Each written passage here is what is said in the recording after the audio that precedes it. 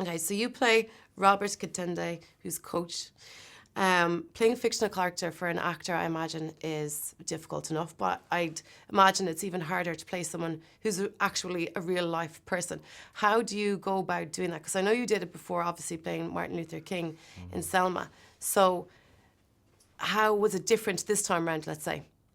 Well, the big difference this time is, unlike with playing Dr. King in Selma, I had the guy I'm playing on set all the time with Queen of Katwe. And, as terrifying as that was as a prospect initially, it actually ended up being fantastic because, I had my research right there with me all the time. Anything I wanted to ask him, he was ready to answer. The accent, the way he moves.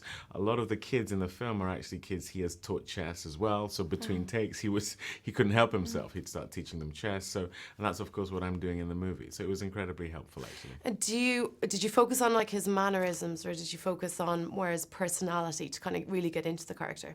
Well, when you're playing a real life person, I think the actor's job is to evoke the spirit of the person. I mean, you want to do as good an assimilation as possible, but not get bogged down with an impersonation, because then that can be impressive in its own way, but I don't think you're speaking to the character of the person. Okay. And so, yes, I was looking at those things, but at the end of the day, the spirit of Robert is what I tried to capture for the film.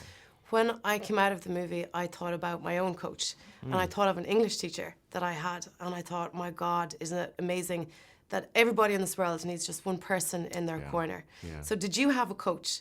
As in, did you have somebody that maybe guided you in your acting life? Absolutely. I mean, I had a few, a handful who, through my trajectory towards being an actor, helped me along the way. And with being an actor, there's no way of knowing you're good unless someone tells you. I mean, literally, it's not like a sport where you won the race, or you can throw the shot put further than anyone else. This is really a subjective art form. And so I absolutely did. And you're right, without having those people to guide and encourage you along the way, it's very, very difficult as a young person. Yeah, no, I'd imagine so. It's to me, your character in this movie was one of the nicest characters that I've seen in a movie in a really long time. So it must have been, I don't know, really nice to play that character. Yeah. Some of the loveliest scenes, of course, are with Mandina Nalwanga, and she's absolutely and utterly amazing. Some of the one-liners that the two of you have, it's so simple, but it's so powerful at the same time. What was it like working with her? Because she wasn't really an actress. She had never done acting before, had she? No, that's just pure, raw gift. Yeah. And I was blown away because she does things in this movie that cannot be taught. You can't teach the subtlety, the listening, the confidence to be still that she has. I was really, really blown away. I saw the film again last night. I was thinking, how, and credit has to go to Mira Nair as well, our director, who guided her towards this performance. But, in many ways, Medina reflects the story we're telling. We're talking about Fiona, who was found in obscurity to have this chess playing ability. It's the same thing with Medina and her acting. So if I were to challenge you to a game of chess right now, would you win? Are you that good? I would take you every day of the week. Really? So No, you're really no, good at chess? No. I don't know how good you are. I'm really bad. I don't know how to play. Oh, okay. Then I'll be fine, I think. No, I hadn't played before this, but I got taught the game by people who are very, very proficient. And not only did I get to learn the game, but I learned to teach the game, which I think is also a really good way of learning chess. Yeah, no, it looks. I still, after watching the movie, I'm still like, no, I'm not really quite sure how to play chess just yet. So I'll have to leave my grandmaster plans for another. Oh, really? Yeah, okay. for another day. All right. So we all have our gifts. Don't feel bad. Yourself and Lupita have a great dynamic as well in the movie, and I read somewhere that the two of you helped each other out with different scenes in terms of accents and characters.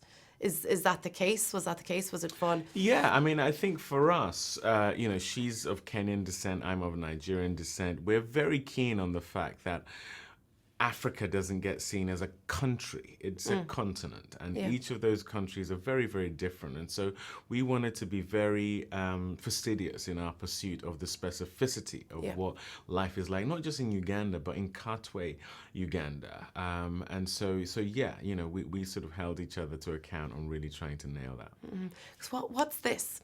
The- This, that, yeah, and I yeah, can't do you it can't properly do because that. I'll just probably dislocate my wrist. You But probably will. It what- takes some practice. what is that? It's the Ugandan equivalent of a thumbs up. You know, when, Okay, when, okay. when you've done something well, or you know, you're encouraging someone, you just give it that. Okay, that looks like it takes practice, in fairness. So, yeah, I wouldn't. But it was something that I walked away again from the movie, and I was fascinated. I was like, this is a special Ugandan thing that, you know, that I don't know about, whatever. So there you go. Okay, so that's Yeah. perfect. But that's one of the great things about movies like this, when you get to see communities that aren't your own. You see how you are alike and how you are different, and you learn things about those communities that you otherwise wouldn't know. So very quickly, just to finish up, if this movie were to send a message to people out there, what is the message that you would like it I to? think the fact that greatness can be found everywhere and anywhere. The fact that intelligence isn't necessarily linked exclusively to education. She was illiterate,